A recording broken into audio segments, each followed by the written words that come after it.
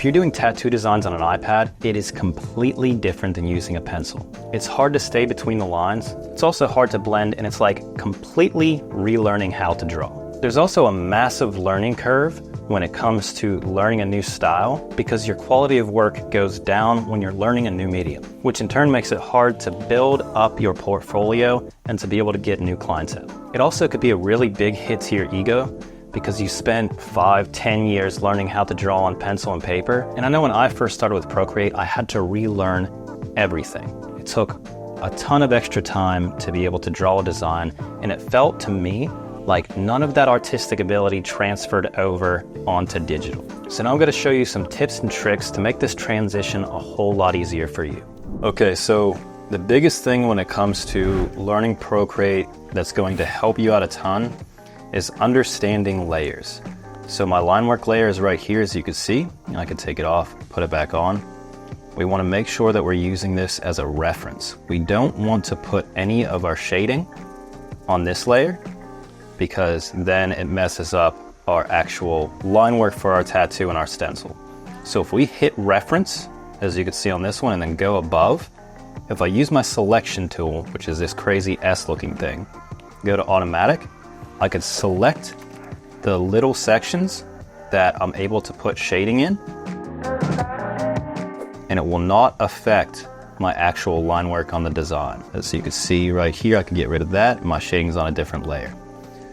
So that is a really important thing that you could use to help out with Procreate a lot. Also, if you want the selection tool to be more of a threshold, so it selects more things at once, you can see it just went over all of those lines. You can just hold it in and go back and forth to change it. 100% is gonna select everything. I like to go about 84% with my selection tool, so it'll still kind of pick up the small lines, but still shade enough of it to actually get your design looking good. So now let's get into shading the design. For this design, I'm going to go with stipple shading plus a little bit of smooth shading. So we'll go through and select some of these areas. I'm going to go with a shading tool.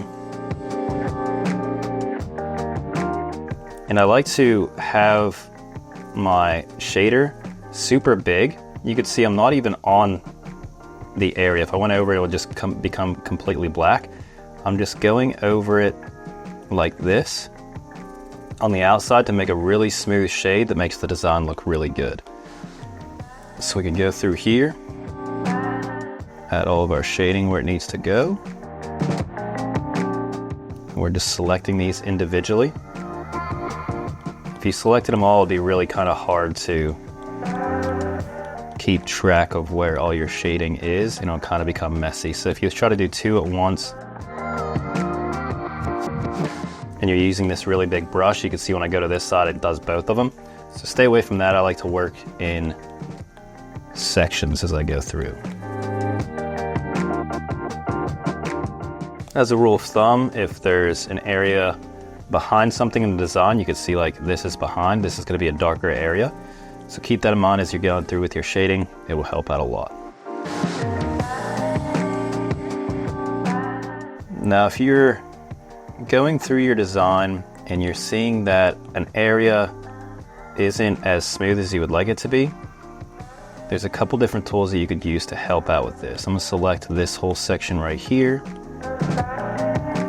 And let's say the shader, if you're working really small and trying to get into a kind of hard to reach area, you can see it's kind of hard to blend with it being this small.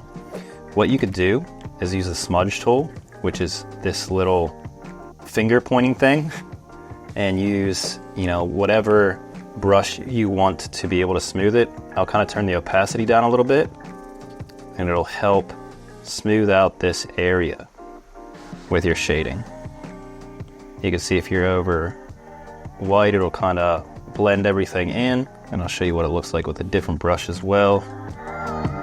So soft shade, if we went through, added some of this shading, and you can see it looks really choppy, we could go through here with the finger and smooth it out that way. But for me personally, I like to use just a shader that I'm able to get a bigger brush on, and just make it as big as possible, and then I could go through and kind of build up through time. It just seems to make it a lot smoother whenever you are working on them, and a lot quicker as well.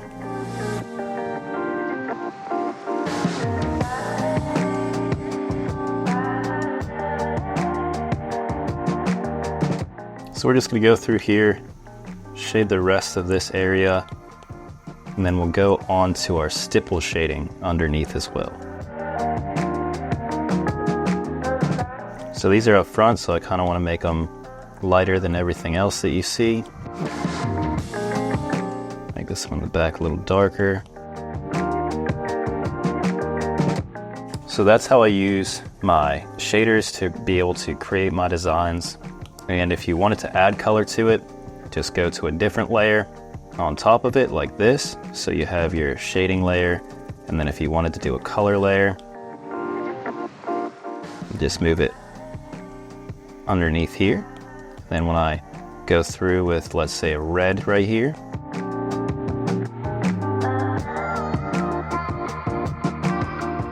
you can see, you can still see the black, and then you can take away the black, see where the color is, and you could really see all the steps of your tattoo. You could get rid of the shading layer. This is your line work. Add it to do your shading, then add your color over top of that to be able to know exactly where everything in your tattoo is going to go. So now that the hard section's done, let's go into our stipple shading brushes and start doing some stipple shading to our design. We'll start out with the water.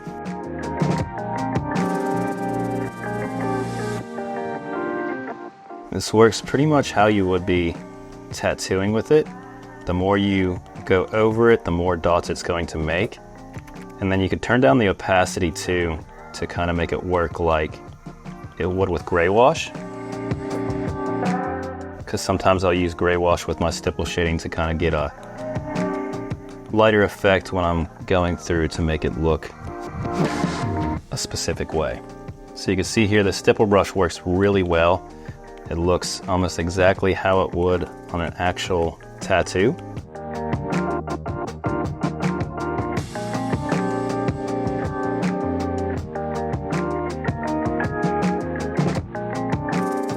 So there's two ways you could do this, son. You could go back and forth, so only do every other one selected like this. Then we go through, do our stipple shading this way.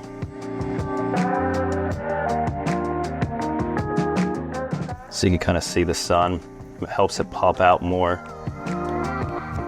Add some dark this way too.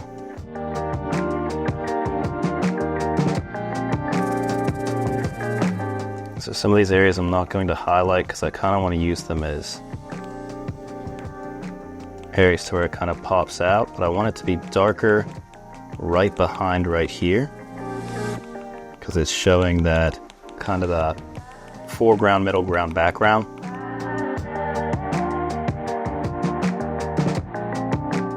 And I want this back one to be a little bit darker, so we'll go here.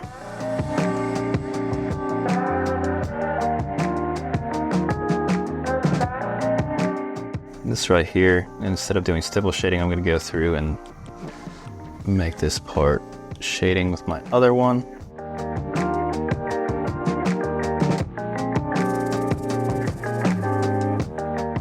But I like that. So that's how you're able to use the stipple brushes on Procreate to make really cool designs and to know exactly where your stipple shading would be on an actual tattoo. Also how I use the shading brushes to make a fully rendered design in just a couple of minutes. Instead of it taking hours and hours to try to fully render a design, this is a really fast way to be able to get the design completed so your client could look at it, approve it, and then you're back making money.